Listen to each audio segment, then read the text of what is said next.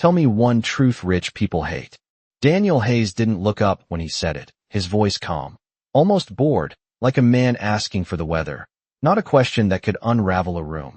The glass of 12-year bourbon hovered inches from his lips, the amber liquid catching the soft chandelier light above table 14, the kind of table where decisions worth millions of dollars were made between appetizers and dessert, where silence usually meant power, not uncertainty. Across from him, his board members chuckled under their breath, the sound polished, practiced, expensive, the kind of laughter that never risked offending the man who signed their bonuses. Emily Carter stood beside the table, order pad in hand, black apron tied neatly at her waist, her posture straight but unassuming, the picture of someone meant to blend into the background, someone no one really saw. 8 hours into her shift, her feet ached in quiet protest. But her expression didn't change. It never did. Not for customers like this. Not for men like him. Daniel finally glanced up, his blue eyes sharp, assessing. The same eyes that had built a company from nothing into something people whispered about on Wall Street. Eyes that measured risk, calculated weakness, and rarely missed either. He tilted his head slightly, studying her as if she were a line item that didn't quite add up. Go on, he added, tapping the rim of his glass with a manicured finger, the soft clink cutting through the table's fading laughter. One truth, that's all. It takes. Someone at the table smirked, another leaned back, waiting, because this was familiar territory, their world, their rules, and she was just the waitress, just another passing moment between courses. Emily didn't write anything down. She didn't move right away either. Instead, she set the small white coffee cup gently onto the table, the porcelain barely making a sound as it touched the surface. A quiet action that somehow drew more attention than any sudden movement could have.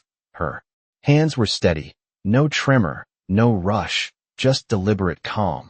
For a second, she looked at the cup, then at him. Not past him, not around him, but directly at him.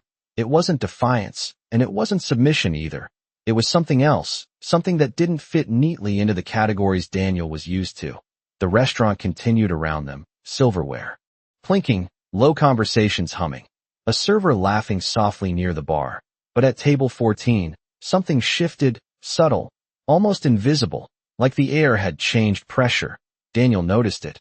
Of course he did. He noticed everything. And that was exactly why his smile lingered just a fraction longer than it should have. Because for the first time that evening, he wasn't entirely sure what would happen next. Emily inhaled slowly, not nervously, but intentionally, as if choosing the exact moment mattered more than the words themselves. She understood something they didn't, something the room couldn't see yet, that this wasn't really a question, it was a test, a small, elegant trap designed to confirm what he already believed, that people in her position either stayed silent or said something safe, something forgettable. And for a brief second, she considered doing exactly that, giving him the answer he expected, collecting the tip, finishing her shift, and disappearing back into the quiet rhythm of a life no one at this table would ever think about again. But then she looked at him again, really looked, at the confidence resting so easily in his posture, at the certainty that every situation could be managed, every outcome predicted, every answer shaped to his advantage. And in that moment, Emily Carter made a decision so small no one could see it happen, but so precise it would change the direction of everything that followed. She lifted her chin just slightly, her voice still soft, still measured, but carrying a clarity that didn't ask for permission. And when she finally spoke, the room didn't know it yet, but something it relied on was about to be questioned in a way it couldn't ignore. Rich people do not hate the truth, sir, Emily said, her voice steady, almost quiet enough to be mistaken for hesitation. But it was not hesitation, it was precision, the kind that lands exactly where it intends to. They hate the moment they cannot buy their way out of it. The words did not rise, they did not demand attention. They simply arrived, and for a brief second, no one at table 14 reacted, as if the sentence needed time to settle into a place none of them expected it to reach. Daniel Hayes did not move, the glass still suspended in his hand, his expression unchanged at first glance, but something behind. His eyes shifted, something small, almost imperceptible, like a calculation that no longer balanced. One of the executives let out a short laugh, Too quick, too sharp, the kind meant to dissolve tension before it could take shape. But it did not spread. It stopped at the edge of the table and fell flat. Emily did not look away. She did not rush to soften her words, did not add a smile to cushion the impact. She simply stood there, present, composed, as if she had not just said something that quietly rearranged the atmosphere of the room. Daniel lowered his glass slowly, placing it on the table with care, the soft clink louder now than before, not because of the sound itself, but because of what followed it. Nothing. He leaned back slightly in his chair, studying her, not as a server anymore, not as background, but as something he needed to understand, and that alone was unfamiliar territory. That is a bold statement, he said finally, his tone controlled, but stripped of its earlier amusement. Do you always speak like that to your customers? Emily shook her head once, a small, almost polite gesture. Only when they ask real questions, she replied, and there was no edge in her voice, no challenge, just a simple alignment between question and answer. Across the table, someone shifted in their seat. Another reached for their drink, movements that suddenly felt louder, more noticeable, as if the room itself was trying to re-establish a rhythm it had lost. Daniel's gaze did not leave her. And you think that applies to me? He asked. Not defensively, not yet, but with a curiosity that carried weight, the kind of curiosity that came from a man who was not used to being described, only to describing. Emily tilted her head slightly, considering, not him, but the question itself. I think it applies to anyone who is used to controlling outcomes, she said. Then after a brief pause. And you asked a question where you cannot control the answer. This time, the silence was different. It was no longer uncertain. It was deliberate. Chosen, as if the room itself had decided to listen instead of react. Daniel exhaled slowly through his nose, a subtle shift, but enough to reveal that something in her words had landed exactly where it was not supposed to, somewhere beyond strategy, beyond negotiation. For years, he had built a life on leverage, on the ability to shape conversations, to guide them, to end them when they no longer served him. And yet here, in a restaurant he owned a share in, at a table where every person deferred to him, a waitress had just stepped outside that structure without raising her voice, without asking permission. He glanced briefly at the others, as if expecting someone to interrupt, to restore the balance, but no one did, not because they could, but because they did not know how. Emily reached for the check presenter, placing it neatly at the edge of the table, her movements smooth, unhurried, as if nothing unusual had occurred. Would you like anything else, sir? She asked, her tone returning to the quiet professionalism it had carried when she first approached, and somehow that made the moment heavier, not lighter. Daniel looked at the check, then back at her, and for the first time that evening, he did not answer immediately. Instead, he held her gaze for a second longer than necessary, not in dominance, not in dismissal, but in recognition, the kind that arrives when a pattern breaks and something real takes its place. No, he said finally, his voice lower now, stripped of performance. That will be all.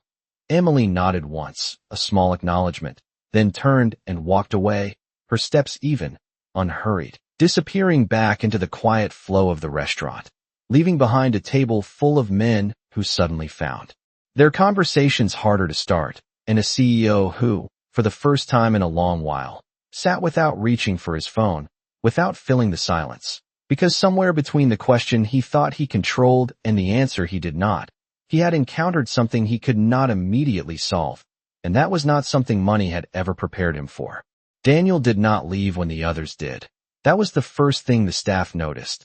The way the table slowly emptied of tailored suits and polite handshakes until only one chair remained occupied. His chair, his glass untouched now, the ice long melted into something thinner, less defined, like the version of the evening he had expected versus the one he received. He sat there with his hands loosely folded, not checking his phone, not calling his driver, not moving with the usual efficiency that defined him, and for a man who measured time in deals per hour, the stillness felt unfamiliar, almost intrusive. Across the dining room, Emily moved between tables with the same quiet rhythm, refilling water, clearing plates, nodding politely, her presence blending back into the environment as if nothing significant had occurred. as if she had not just said something that lingered in the air around table 14. But Daniel noticed. He noticed the way she did not glance back at him. Not once. Not even out of curiosity. And that absence of attention held more weight than any attempt to impress him ever could.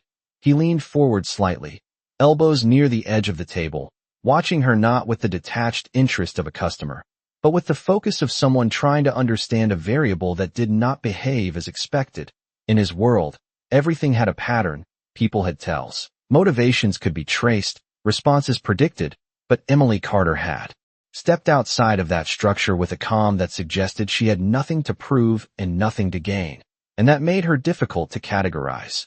After a few minutes, he reached into his jacket, pulling out a black card, the kind that usually ended conversations before they began, the kind that opened doors without explanation, and he placed it on the table beside the check, not as a statement this time, but almost as a reflex, something familiar in a moment that was not. When Emily returned, she did not pick up the card immediately. She set down a small leather folder, aligned it carefully with the edge of the table, then looked at him, not questioning, not assuming, just present. "I would like to ask you something," Daniel said, his voice quieter now, not carrying across the room, not designed for an audience, and for the first time that night, it sounded like a request instead of a command. Emily paused, just for a second, then nodded once. "If I can answer it," she replied. Daniel studied her face, searching for something, hesitation, expectation, anything that would return the interaction to familiar ground. But he found none, just the same steady composure, the same quiet clarity. "Why did you answer me like that?" he asked, and the question hung between them, stripped of ego, stripped of performance, leaving only the part that mattered. Emily considered for a moment, her gaze steady but not confrontational. "Because you did not really ask for an answer," she said. "You asked for confirmation," she added, her tone even. "And I do not think you needed more of that." Daniel let out a small breath, almost a laugh, but without humor, more like recognition, the kind that comes when something obvious is finally said out loud. He glanced down at the table, at the glass, at the card, then back at her. "And you decided to give me something else," he said. Emily gave a slight shrug, not dismissive, not casual, just honest. "You asked for the truth," she said. "I assumed you meant it." For a moment, neither of them spoke, and in that silence, something shifted again, not in the room this time, but in him, a subtle realignment, like a lens adjusting focus after being slightly off for too long. He had spent years surrounding himself with people who understood the rules, who navigated conversations carefully, who offered insight that aligned with his expectations or challenged him in ways that still preserved the structure he controlled. But this was different. This was unstructured, unfiltered, and because of that, it felt real in a way he had not anticipated. "Most people do not answer that way," he said finally. Emily nodded. "Most people are not asked that question," she replied. There was no pride in her voice, no sense of accomplishment, just a statement, simple and complete. Daniel reached for the card, then paused, his fingers hovering over it for a second before he pulled his hand back, leaving it where it was, untouched, as if even that small gesture needed reconsideration now. "What did you study?" he asked, the question coming more naturally this time, less like an interrogation and more like curiosity. Emily hesitated briefly, not out of reluctance, but out of choice, deciding how much to say. "Philosophy," she answered, then added, "For a while." Daniel's eyes narrowed slightly, not in suspicion, but in interest. "And now you are here," he said. Emily followed his gaze briefly to the room around them, then back to him. "Now I am here," she repeated, without explanation, without apology. Another pause, longer this time, but not uncomfortable, just quiet, steady, and Daniel realized something then, something small but undeniable, that for the first time in a long time, he was not trying to direct the conversation, he was simply part of it, and that shift, subtle as it was, felt more significant than any deal he had closed that week. Emily reached for the check again. "I will take this whenever you are ready," she said gently, and this time, when Daniel nodded, it was not automatic, not transactional, it was intentional, like he understood that something had been exchanged at this table that had nothing to do with the number printed at the bottom of the receipt. And for once, he did not try to define it, quantify it, or control it. He simply let it be. And in that quiet acceptance, the evening found a different kind of conclusion, one that did not need to be spoken to be understood. The receipt came back signed, but the number written at the bottom was not what the staff whispered about later. It was not the tip that made them pause. It was the absence of excess, a clean, precise amount, generous, but not performative, as if for once Daniel Hayes had chosen not to make a statement with money. He stood up slowly, adjusting his jacket out of habit, but the motion lacked its usual finality, as if leaving the table did not feel like closing a transaction anymore. For a brief second, he looked toward the dining room, scanning not for exits or staff, but for her, and when he found Emily near the far end, speaking quietly with an older couple, he did not call out, did not gesture, he simply watched. She smiled at something the woman said, a small, genuine smile that did not belong to the version of her that had stood at his table, and that contrast lingered with him longer than expected. Daniel turned toward the exit, the soft carpet muting his steps, the familiar path suddenly feeling different, like walking out of a place that had shifted without changing. Outside, the night air was cool, crisp in that way only late evenings in the city could be, and his driver stepped forward immediately, opening the door of the black sedan with practiced timing. "Home, sir?"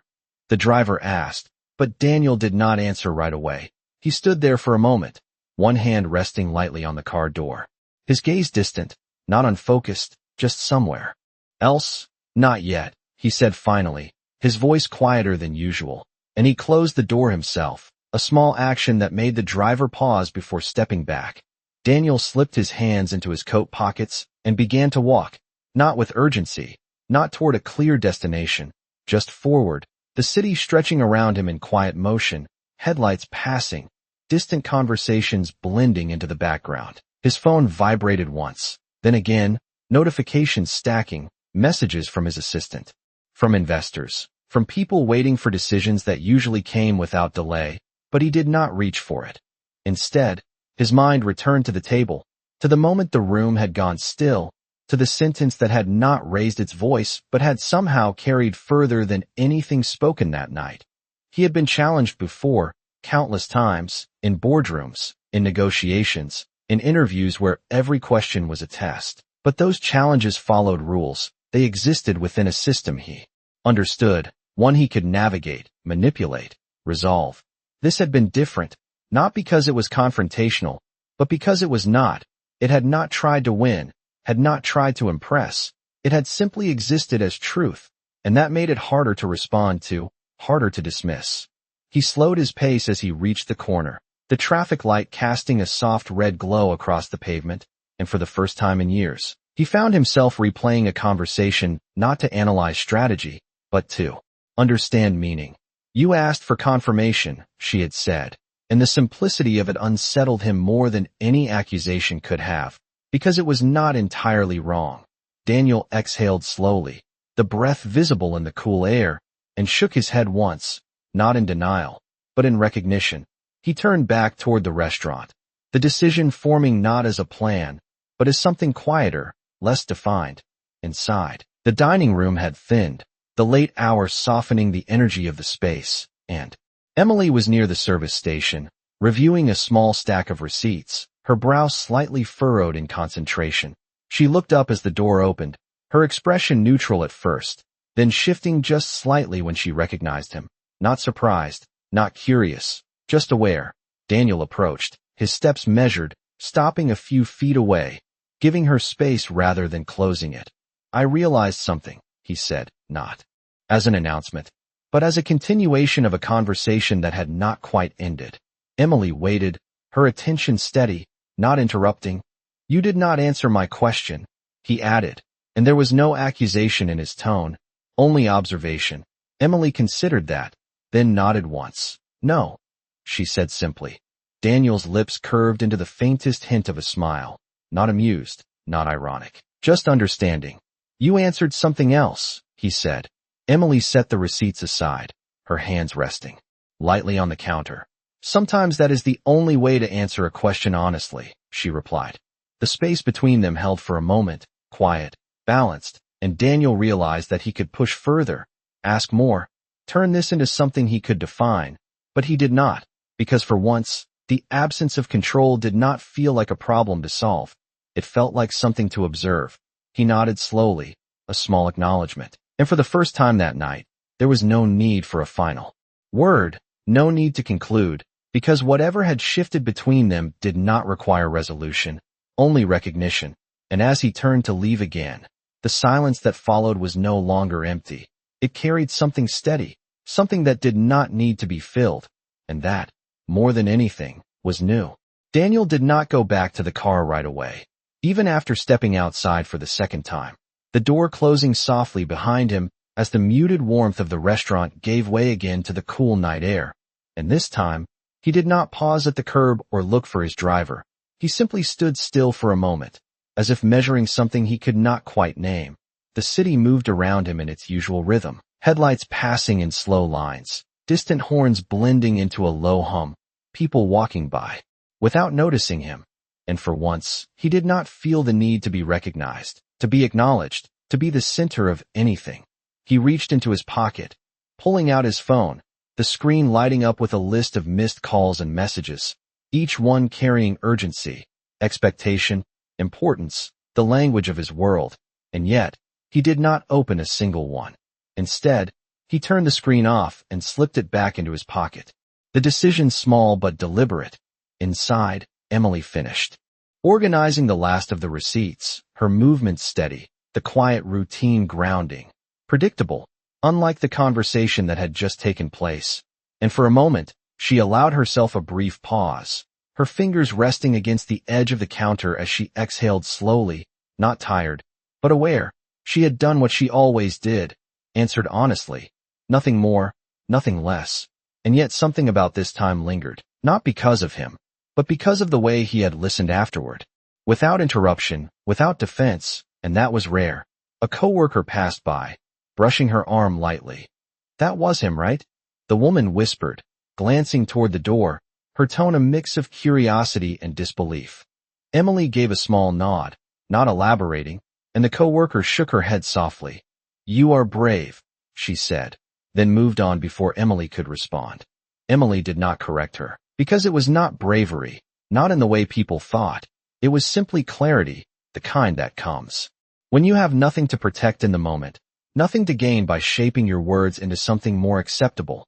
Outside, Daniel began to walk again, slower this time, his steps measured, not driven by destination, but by thought. And as he turned the corner, he caught his reflection briefly in the glass of a closed storefront. The tailored coat, the composed posture, the image that had defined him for years, and for a second, it felt like looking at someone he understood completely, and yet not entirely. He stopped, just for a moment, then continued on, the reflection disappearing behind him as quickly as it had appeared. The sentence returned again, not in her voice this time, but in his own mind, repeating without effort, not as a challenge, but as something to consider, to examine. And for a man who built his life on answers, the presence of a question that did not require solving felt unfamiliar. Back inside, Emily picked up a tray, moving toward a table near the window, her attention shifting naturally back to the rhythm of the evening, the small interactions, the quiet exchanges that filled the hours. And yet, somewhere beneath that routine, there was a subtle awareness, not of him specifically, but of the moment itself, the way a single conversation could shift something intangible, something that did not need acknowledgement to exist. Daniel reached another intersection, the light turning green just as he approached, and he crossed without breaking stride, his mind no longer racing ahead to the next meeting, the next decision, the next outcome, but lingering, for once, in something that had already happened. He realized then that what unsettled him was not the answer itself, but the absence of resistance he felt after hearing it. The way it had not triggered a need to respond, to correct, to assert, but instead had created space, and in that space, something quieter had taken hold. He slowed again, his gaze lifting toward the skyline, the lights stretching upward in patterns he had seen countless times, and yet tonight, they felt less like markers of progress and more like something distant, something not entirely connected to the moment he had just left behind. Inside the restaurant, Emily placed a plate gently in front of a guest, offering a small, polite smile. Her voice soft as she described the dish, her tone consistent. Steady, the same as it had been all evening. And as she stepped back, the guest thanked her. A simple exchange, unnoticed by anyone else, but complete in its own way. Daniel finally turned back toward where the car waited, the driver stepping forward again, ready, attentive. But this time, when Daniel opened the door, he did not step in immediately. He paused, his hand resting on the frame, his gaze briefly returning to the restaurant behind him, not searching, not expecting, just acknowledging.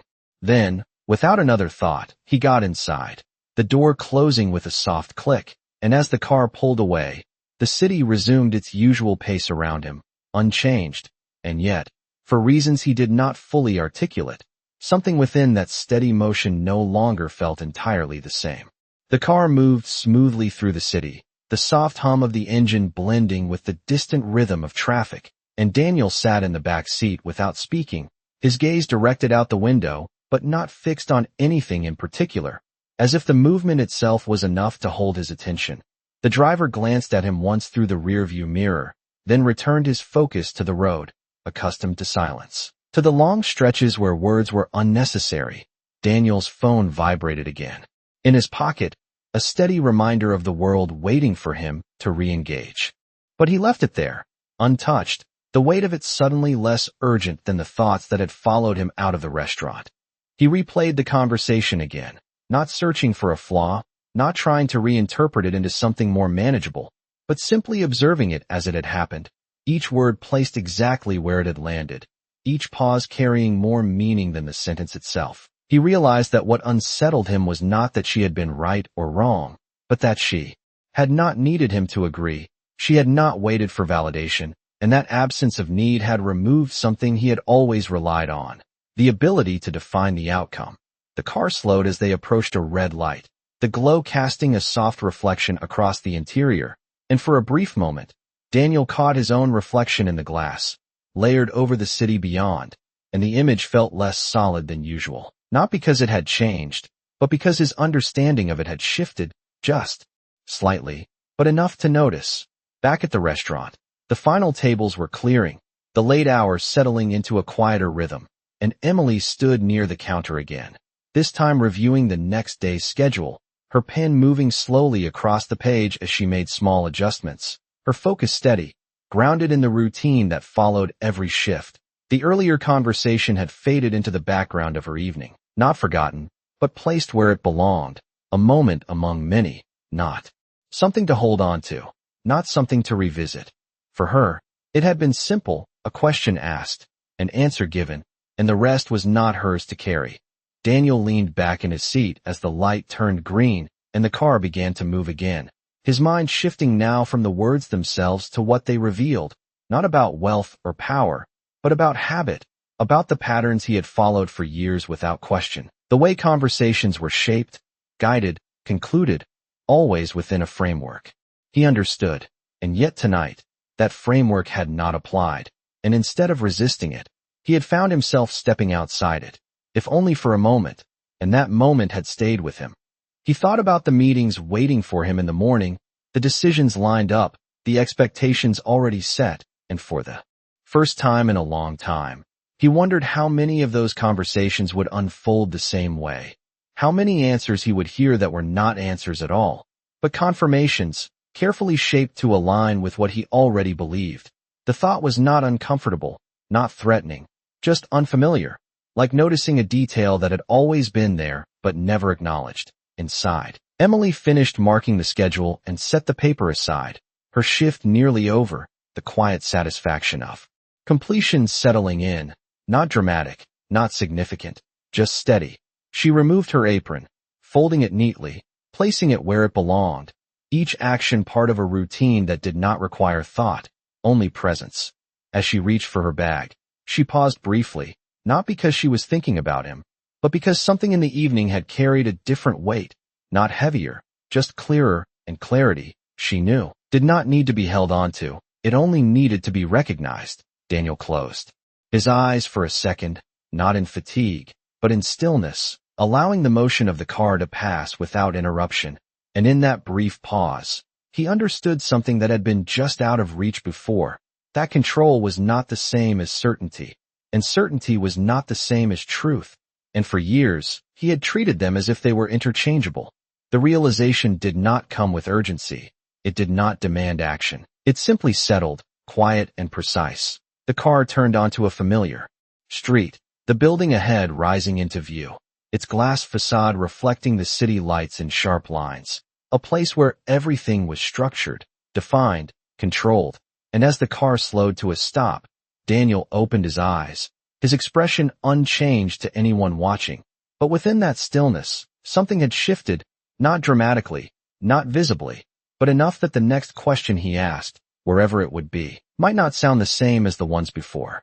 The elevator doors closed with a soft, controlled glide, sealing Daniel inside a space that reflected his world perfectly. Polished metal, quiet precision, everything designed to function without friction. And yet, as the elevator began its smooth ascent, he did not reach for the panel, did not check the mirrored walls. He simply stood there, hands at his sides, letting the motion carry him upward. The numbers lit up one by one, each floor passing without interruption. A steady climb that usually mirrored the clarity of his decisions. But tonight, the rhythm felt different, not slower, not faster, just noticed. He caught his reflection again, clearer this time. No glass between, no city lights layered over it. Just himself, composed, exact, and for a brief second, he studied it not as confirmation, but as a question. The doors opened onto a quiet corridor lined with soft lighting and muted carpet, the kind that absorbed sound and softened movement.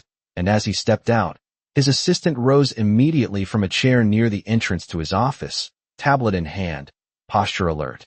"Good evening, Mr. Hayes. I have updated the agenda for tomorrow, and there is a call scheduled with," she began, her voice efficient, measured.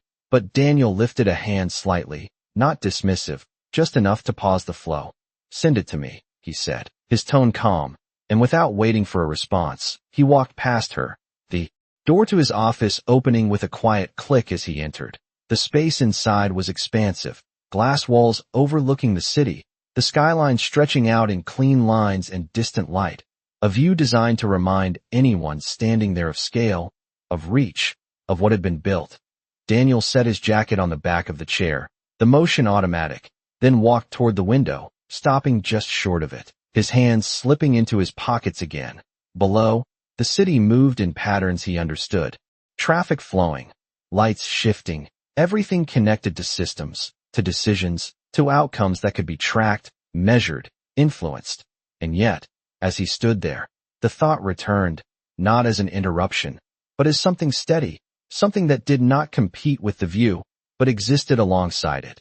"You asked for confirmation," she had said, and the simplicity of it followed him into the room, into the space where confirmation was currency, where agreement was often mistaken for truth. He turned slightly, looking back at his desk, the organized stacks of reports, the clean surface, the pen placed exactly where it had been left, everything in order, everything predictable. And for a moment, he imagined the conversations that would happen there tomorrow, the questions he would ask, the answers he would receive, and he saw them differently now, not as exchanges of information, but as patterns. Familiar, expected, comfortable. He walked to the desk and rested his hands lightly on its surface, his fingers tracing the edge for a second before he pulled out the chair and sat down. Not to work, not yet, but to think. He reached for a document, opened it, scanned a few lines, then closed it again, not because it lacked importance, but because his attention did not stay with it.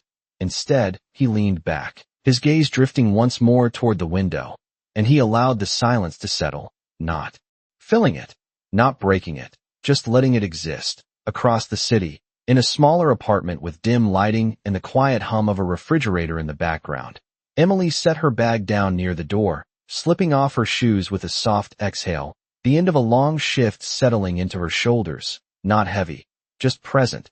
She moved through the space with the same quiet efficiency, placing her apron on a hook, washing her hands, pouring a glass of water, each action part of a routine that required no thought, only familiarity.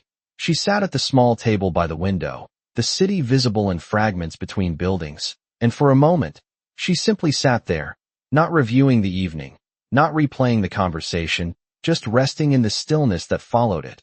She had learned a long time ago that not every moment needed to be carried forward, that some things were meant to pass through, leaving only clarity behind. Back in the office, Daniel straightened slightly in his chair, his posture returning, but his focus remained different, less urgent, more deliberate. And as he reached for his phone, unlocking the screen, he paused before opening any message, his thumb hovering for a second longer than usual. He thought about the next question he would ask, not the one already planned, but the one that would come after, the one that would shape the response, and for the first time in a long time, he considered asking it differently, not to confirm, not to guide, but to hear something real. He set the phone down without opening anything, the decision small, but intentional, and in the quiet that followed, the city outside continued its steady motion, unchanged, while inside, something subtle had shifted, not in what he controlled, but in how he chose to see it. And that difference, though invisible to anyone else, was enough to alter the way the next day would begin.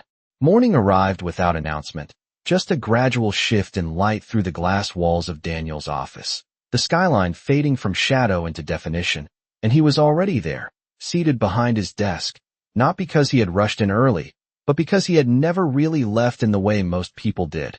A fresh cup of black coffee rested untouched near his hand, steam rising in thin, quiet lines, and the city below moved into its daytime rhythm, structured, predictable, efficient. His assistant stepped in with her tablet, her voice clear, practiced. Your 9 a.m. strategy meeting is ready, and the board is waiting in conference room A. And Daniel nodded once, standing, adjusting his cufflinks with the same precise motion he had repeated for years, the familiar routine settling over him like a well-fitted suit. The conference room was filled with expectation, executives seated around a long glass table, screens lit with data, projections aligned in clean charts, every number positioned to support a conclusion.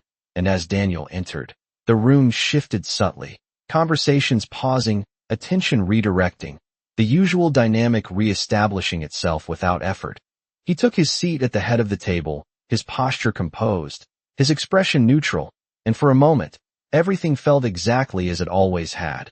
Let us begin, he said, his voice steady. And the presentation started, numbers moving across the screen, a voice explaining trends, outcomes, opportunities.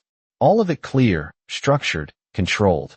Daniel listened, his gaze steady, his hands resting lightly on the table. And then, at a point where he would normally interrupt, normally guide the conversation toward the conclusion he already saw forming, he did something different. He did not speak.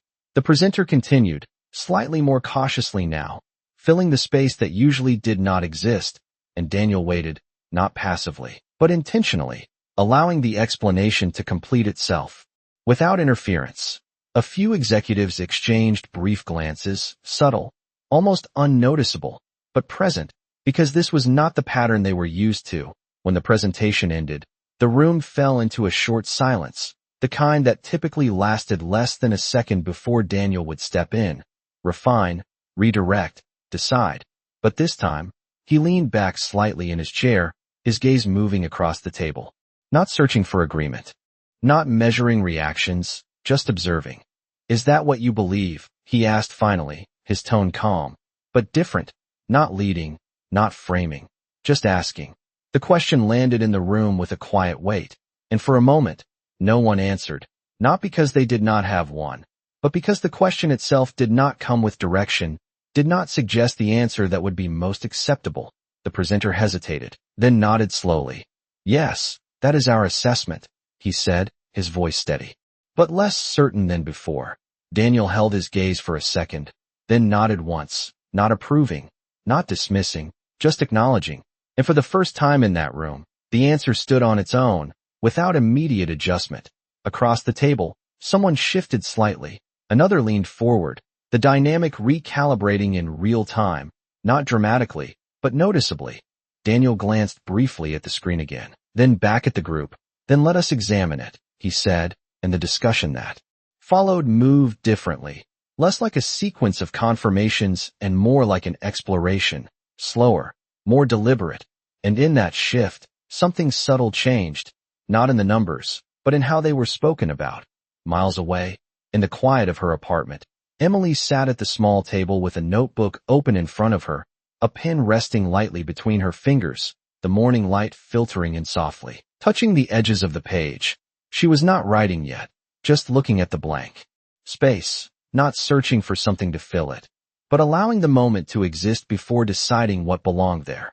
The city outside her window carried on, steady, indifferent, and she took a slow sip of coffee, her expression calm, her posture relaxed. The previous night already settled into something simple, something complete. She had learned not to follow moments beyond their natural end, not to build them into something more than they were. And so she did not think about the restaurant, or the man, or the question, not because they did not matter, but because they had already given what they needed to give. Back in the conference room, Daniel listened as one of the executives spoke more openly than usual, less guarded, offering an insight that might have been held back before, and he recognized it, not as a change in them, but as a change in the space between them, a space that now allowed something less controlled, more real. He did not comment immediately, did not shape it into a conclusion. He simply let it stand, and in that choice, small as it seemed, the room shifted again, not toward chaos, not toward uncertainty, but toward something quieter, something closer to truth. The meeting continued, decisions were still made, strategies still formed, but beneath it all, there was a difference, not visible on the screen, not recorded in the minutes, but present in the way the conversation moved. And as Daniel stood at the end, gathering his notes, his expression unchanged to anyone watching, there was a quiet understanding beneath it. That control had not been lost, it had simply been adjusted, and in that adjustment, something he had not been looking for had finally become visible. The meeting ended without the usual rush. No one stood too quickly. No one spoke over each other to secure the final word, and as the executives gathered their materials, there was a subtle pause in the room, not confusion, not hesitation, just a moment where something had been felt but not named. Daniel remained seated for a second longer than necessary, his hands resting lightly on the table, his gaze lowered not in thought, but in quiet acknowledgement of what had just shifted, not in the outcome, but in the process that led to it. When he finally stood, the movement was smooth, familiar, but without the underlying urgency that usually followed him from room to room. His assistant approached, tablet ready, already anticipating the next sequence of tasks, the next decisions waiting to be made, and Daniel listened as she outlined them, his attention steady, present, but when she finished, he did not respond immediately. Instead, he nodded once. "Move the 1 o'clock," he said, calmly. "I will be out for an hour," and the simplicity of the instruction made her pause, just briefly, before she adjusted her notes. "Of course," she replied, recovering quickly, but the change had already registered. Daniel walked back to his office, the glass walls reflecting the same skyline, the same structure, the same world that had always aligned with him. And yet, as he picked up his jacket, there was no sense of leaving something behind, only a quiet decision to step into something different, even if it was only for a short time. The car ride felt shorter now, not because the distance had changed, but because his attention was not divided, not pulled in multiple directions. It was simply present, following the path without resistance. When the car stopped outside the restaurant, it looked the same as it had the night before, the same entrance, the same polished windows, the same quiet signal of exclusivity, but as Daniel stepped out, there was no expectation attached to it, no assumption about what would happen next. Inside, the lunch crowd had begun to settle in, a softer energy than the evening, conversations lighter, the pace slower, and Emily moved between tables with the same steady rhythm, her presence consistent, unchanged by who walked through the door. She noticed him not because she was looking, but because awareness came naturally, and when their eyes met briefly across the room, there was no surprise, no curiosity, just recognition. Daniel did not go directly to a table, did not wait to be seated. He approached her at a natural pause, stopping at a respectful distance, not interrupting her flow, just entering it. "I have a different question," he said, his voice even, without performance, and the difference was immediate, not in the words, but in the absence of challenge within them. Emily held his gaze, her expression calm. Then ask it, she replied. Daniel considered for a moment, not because he lacked the words, but because he was choosing them differently now. What do you do when the answer is not useful? He asked, but it is still true. Emily did not respond right away, not out of hesitation, but out of intention, and in that pause, the noise of the restaurant seemed to soften, not disappear, just recede enough for the moment to hold.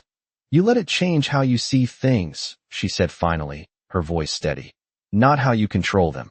Daniel absorbed that, not reacting, not analyzing, just listening, and for a second, the simplicity of it felt almost unfamiliar, not because it was complex, but because it did not require action, only awareness. He gave a small nod, not as agreement, but as acknowledgement, and in that gesture, there was no need to extend the conversation, no need to turn it into something more than it was. Emily stepped back slightly, returning to her work, not dismissing him, not concluding anything, just continuing, and Daniel stood there for a moment longer, watching not her specifically, but the space she moved within, the quiet certainty of it, the absence of anything that needed to be proven. Then he turned, not abruptly, not with finality, just naturally, and walked back toward the door, the same path as before, but without the weight of expectation. Outside, the daylight was clear, the city moving in its steady rhythm, and as he stepped into it, there was no dramatic realization, no defined conclusion, only a quiet understanding that something had shifted in a way that did not need to be measured. The car door opened, and this time, he stepped inside without pause, not because he was returning to the same place, but because he was carrying something different into it. And somewhere behind him, in a restaurant that continued as it always had, a waitress moved between tables, unnoticed by most, unchanged by any of it, because she had not tried to change anything at all. She had only answered honestly, and sometimes, that was enough to move what power could not.